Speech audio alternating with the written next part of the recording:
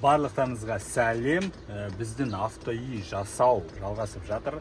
Және қазір біз автоүйімізге автономды пеш орнатайық деп жатырмыз. Каспий магазиннен осындай шағын автономды пеш заказ бердім. Бұның бағасы 31 мың теңге. Бонустардың арқасында 5 мыңға алдым. Және үстінен тағы да 3 мың бонус туған күніме берді. Так, бұған дейін бізде басқа автономды пеш болған, оның фотосын мұнда бекітіп қоям. Ол андай переносной үлкен болатын, және де расходы көп.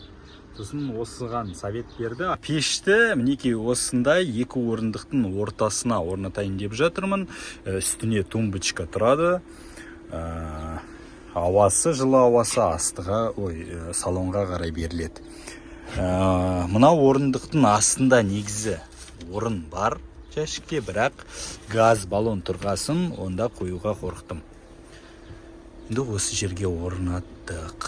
Мінекей 10 күні тапсырыс берген осындай дизельді жылытқыш келді. Бүгін 2 күнде тез осындай қорапта сатылатын білген жоқпын мен.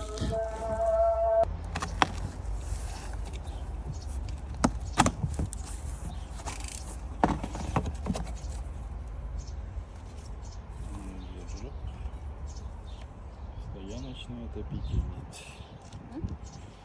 Стояночный отопитель. Бак. Аванши. 5 литр деген. 5 жылачка.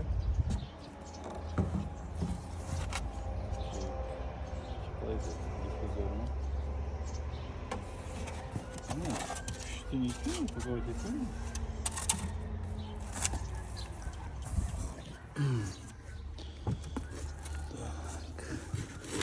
Гофрасы бар, электроникасы, топливный шланг.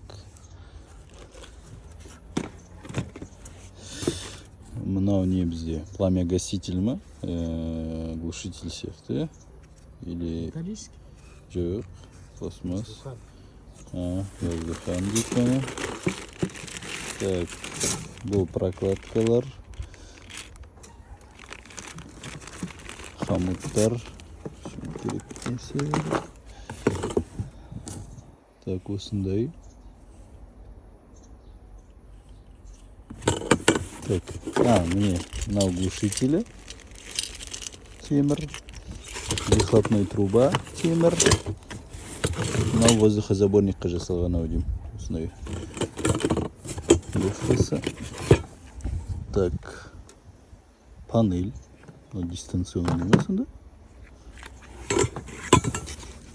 Насос. И өзі алюминиевый корпус алдым.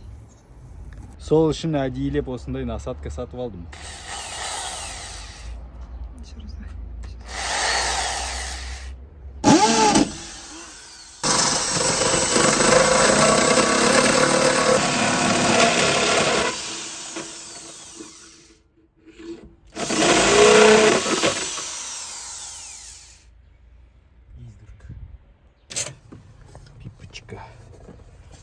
Она же должна стоять. Нет, я знаю, что должна, но проблема, почему она на улице. Автономканың ішін кім көрген жоқ, осындай болады. Сплошной двигатель ғой. Мынау қызат, мынау үрленген, айналғаннан ыстық желді сыртқа шығарады, саплау арқылы. Не үшін біздім? Мен мынау жанармай түтігі мынау трубалармен бірге астыға шығады. Маған ол салон ішінде болған дұрыс еді, бірақ міне қарап едім, басқаша істей алмайды екен. Немесе мынаны үзу керек. Оны қазір үзсем, проблема болып жатса, әзірше былай істейміз. Салған видеома бір оқырманым мынаны өзгертуге болады деп жазған еді. Бір видео жіберіп, сөйтсем болады екен. Мінекей жанынан тесік жасап, осылай шығардым. Өйткені осыған дейін бұл былай астыға қарай шығатында трубкасы төмен қарай кететін. Енді салон бойынша кетеді.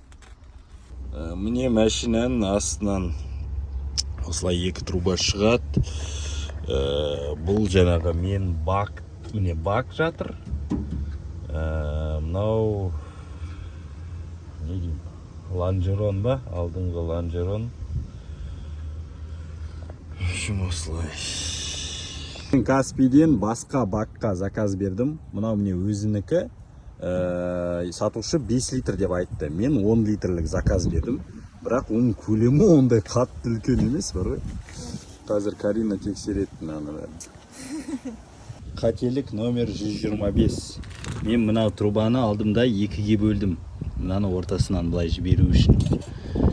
Енді в общем, мынау жағы бер жаққа келмейді екен. Оны қыздырып та көрдім, созып та көрдім, келмейді. Сосын алдымда бер жақтан біріне бір бөлігін кесіп осылай міне бекітіп тастадым. Енді бер жағы былай кетеді. Так, енді былай істедім. Мынаны шығарып қойдым. Сәл енді қауіпті. Асты теген кезде жылуға кетуі мүмкін. Бір нәрсе болып қалса, мынау астыңғы трубасын ғана алып тастайын болды. Воздушный міне трубасын былай бекітіп қойдым. Хомуттарға іліп. Міне астыңғы жағы осылай болды. Міне глушительдің выхлопы артқа қарай бағытталады. Енді фэншуй бойынша осылай. Так, мынаны міне біз белгілеп қойдық. 10 литр сияды екен, бірақ 10 литр дәл мынау аузына дейін. Бірақ жаңағы маған былай тұрғаны керекті. Енді бер жаққа сызам.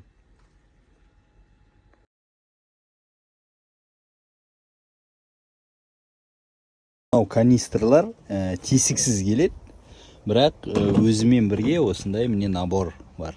Анау не жасайтын, қалайда слив жасайтын. Соны қазір мұнда орнатамыз. Дрельмен тесіп.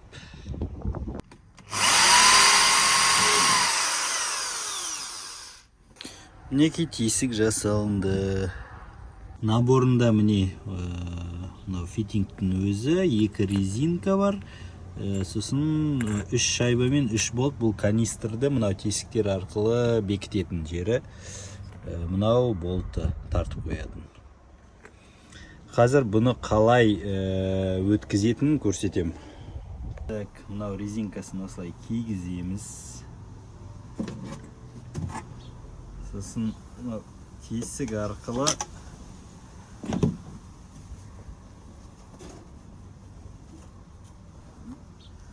сым өткіземіз. Аузынан шығару керек қой.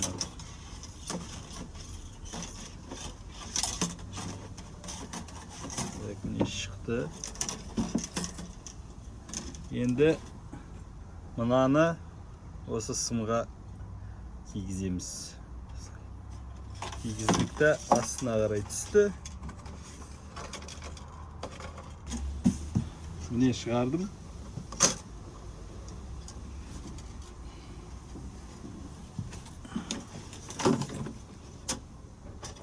Қазір плоскогубцемен тартып алам бер жаққа.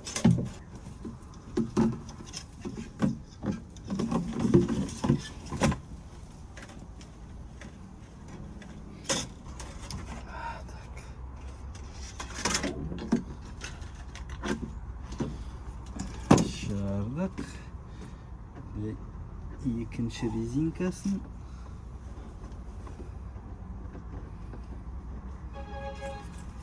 бұраймыз.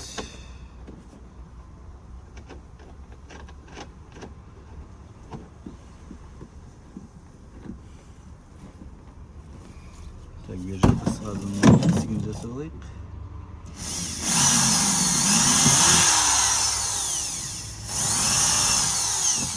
Тест-драйв жасаймыз. Мінеки менде аздап солярка қалған еді. Соны құям. Плюс-минус бәрін жалғадым. Бак ар жаққа кетті. Насосты фильтрсіз орнаттым. Автономка мінеки. Мінеки түбінде солярка тұр. ағып тұрған жоқ сияқты. Мынау дисплейі. Оп. Кетті. О. Так.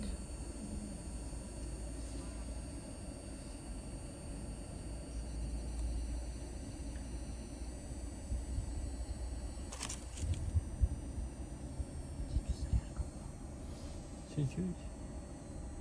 Видишь? Достаточно.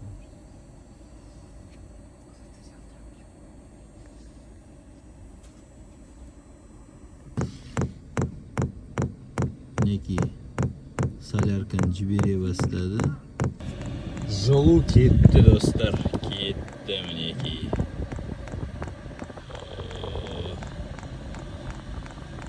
Қазір анау выхлопын тексеріп жіберейін, дұрыс істедім бе екен.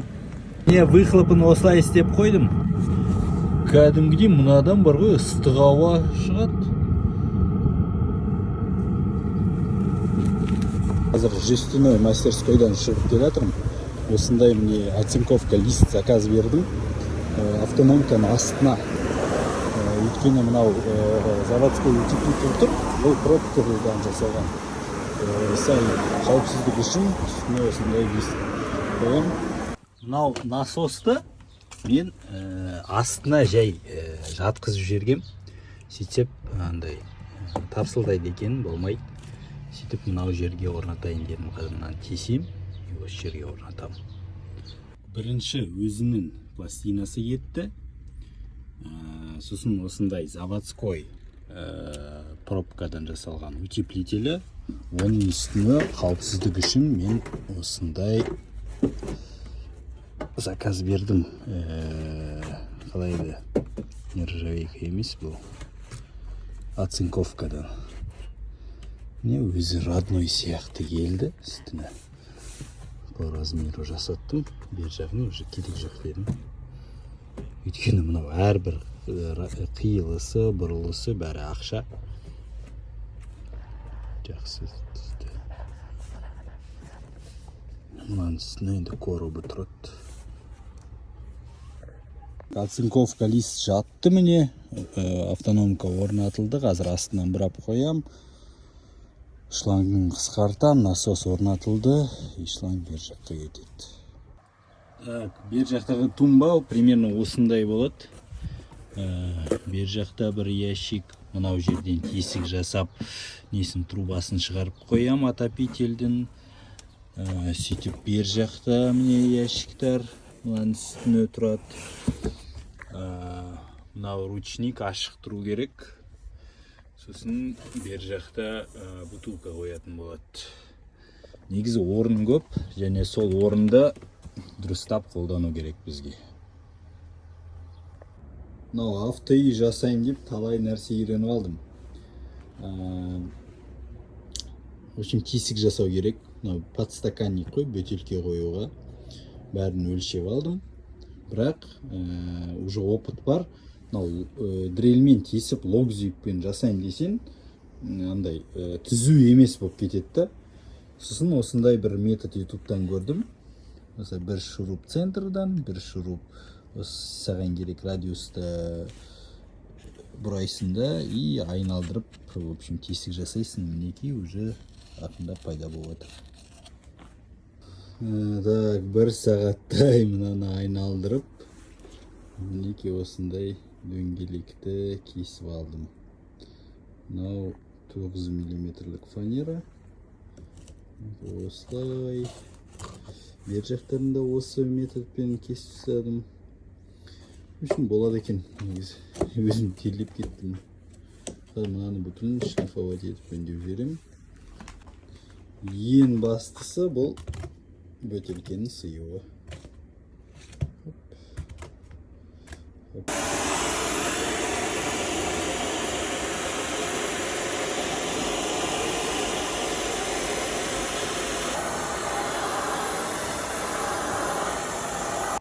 Мінекей примерно осылай болады. Жалпы жақсы сияқты. Бер жақта әлі жасалады. Бер жаққа магнитушеде тұратын шығар.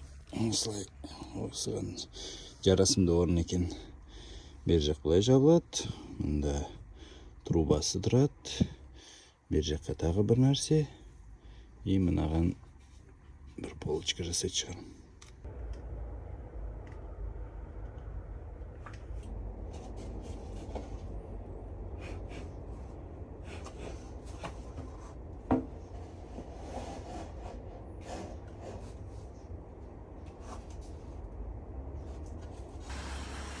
Мінекей барлығын желімдеп бекітіп қойдым. Примерно осылай болады. Бер жағында тағы бір полочка жасаймын. Қалташа документ, оны міне жасайтын. Так, бер жақта бір жерге не розетка қоям, USB. Так, крышкасы былай тұрады, сәл төмендеу. Мында бір отсек бөлек артқа ашылады. Ішінде сосын бөліп қоям. Бізде примерка болып отыр. Мінекей тумбамыз кірді орнына. В общем, не ручникқа орын бар, қол сияды смело. Әр жақта автономка тұр, орын деген толып тұр. Так, арт жақта осылай. Бер жақта тағы жасалады. Мынадан холодильник жасауға болады негізі. Әлі мына ортаңғы консольді жасау жалғастырып жатыр. Негізі есіктің топсаларын мен мынандай ось сияқты жасайын деген. Бер жақта былай ось бар ғой. Немесе анау шынының топсалары сияқты сондай мен. Сөйтіп ол былай ашылушы еді. Былай ашылып, ар жаққа кетуші еді. Енді ондай, в общем, таба алған жоқпын топса. Енді екі жерін былай ойып, осындай топса алып, оны краскілеп қара түске, сәл вид болсын деп, былай отырғызайын деп жатыр. В общем, былай отырғызам. Арғы жағын астына жіберем. Сөйтіп, былай тұрады, жоғары қарай ашылады. Екінші жағын жоғарыға шығарғым келмеді. Негізі мынаны да шығарғым келеді, жарайды енді осылай болсын. Теорияда мынаны да андай утопить етуге болады негізі. Мүмкін мұны утопить етіп шығарым. Мынау тумбаны әлі жасап жатырмын. И бір косяк, короче. Все-таки клей болмайды екен. Мінекей бер жақ қабырғасы ашылып кетті. Бұны қазір шурупқа отырғызатын шығармын, сверлить етіп. Бер жақ ашылды, ар жақ әлі нормально. Немесе шегеге әйтеуір қатайту керек. Әлі мынау тумбамен айналысып жатырмын. Іші соғылмау үшін карпет алып жабыстырдым. Карпеттің самоклеющий түрі бар екен, сосын білдім. Мынаны сатып алғаннан кейін, обычный подстилка. Оны мынандай полимерный клейға жабыстырып жатырмын. Негізі мынадан момент 88 жақсау деймін. В общем, бірінші рет жабыстырып жатырмын. Косяктар көп. Мынандай міне косяк. Мынау бычыт болды. Мынаның қабырғасы бычыт. Первый блин комом деймі. Интернетте бірнеше видео қараған, олар көбінесе сыртынан жабыстырады да, колонкаларды, сабвуферлерді. Бұлай істедім, енді мынау артқы жағында солай істет шығарымыз. Сосын мынау жер, мынау сотка қоятын. Может быть. Бер жақты да жабыстырдым осылай. В общем, болғаны осы. Көреміз, қалай болады. Если что, алып тастаймыз, басқа бір нәрсе жасаймыз, немесе профессионалдарға береміз. Пока осылай, мынаны қақпаға былай жабылады. Хопчики, былай ма или былай ма? В общем, былай ғой. Тартс. Так, ар жағы қатты кетіп қалды. мынаған топса жасаған жоқпын. Өйткені бұл топса болса да ашылмайды. Подлокотниктер бермейді. Поэтому әзірше осылай. Негізі былай симпатично шықты ау деймін.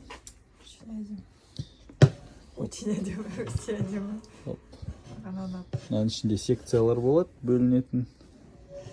Баскетбол, волейбол, футбол десең. Бұл мінекей біздің орталық консоль толығымен аяқталды десек те болады. Осылай ашылады. Бер жағы сәл тиет. Мен мынаны егегенді короче жонып не істегем бер жақты сияқты. Бірақ фанера дымқыл болды ма бір нәрсе. В общем, осылай. Ішін карпетпен жабыстырдым. Осындай 6 отсек бар. Ішінде пауэрбанк, в общем, неше түрлі зат сияды, очки, орын көп. Алдыңғы жерінде осындай қалташа, бұл жерге телефон, SPF-ка, басқа мелочтар кетеді. Мынау бөтелке қоятын жер, көбі маған жазған, ойбай, подстаканник жоғары қоймайсың ба, ыңғайсыз ғой, жоқ, бұл бөтелкеге арналған. Таппивардың бөтелкесі жақсы тұрады бұл жерге, және де күнге қызбайды. Өйткені жоғарыда тұрса, бұл күнге қызып кетеді, жылы болады. Бер жақта жақсы ыңғайлы тұр. Мынау бізде зарядка. Бұл негізі тез зарядка, бірақ ол қосылмаған. Пока осымен зарядтап жүрміз. Так, астыда мінеке автономка осылай жайғасқан. Оцинковканың үстінде тексердім, ондай қатты қыздырмайды бұл жәшікті. Ручникқа свободный доступ. Ар жақта міне автономка насосы бәрі тұр. Подлокотникқа ештеңеге мешать етпейді. Осылай. И ремень безопасности мен ұзарттым, так что оғанда ешқандай бөгет жасамайды. Бер жаққа негізі анандай резинкелер қойып қою керек, телефон қою үшін сондай. Арт жақта бұл жер былай ашылады. Оған топса ештеңе қойған жоқпын, өйткені мынау бір подлокотник бөгет болады да, оны осылай істедім. Оның ішінде де бір 2 горилла жатыр, сосын фонариктар, жилеткалар. Оны осылай жабамыз. Так, бер жаққа әлі ауысқан жоқ. Огнетушитель майтыр. Мынау автономканың дефлекторы. Көбі мынағанда жазған, ойбай, балқып кетпей ма деп, пластик жоқ. Бұл өзінің пластигі балқымайды. И бер жақта осындай отсек. В общем, пока осылай болды. Біздің ойымызша өте әдемі тұрған сияқты. Жақсы, негізі өзім бірінші опытым. Өте күшті болды.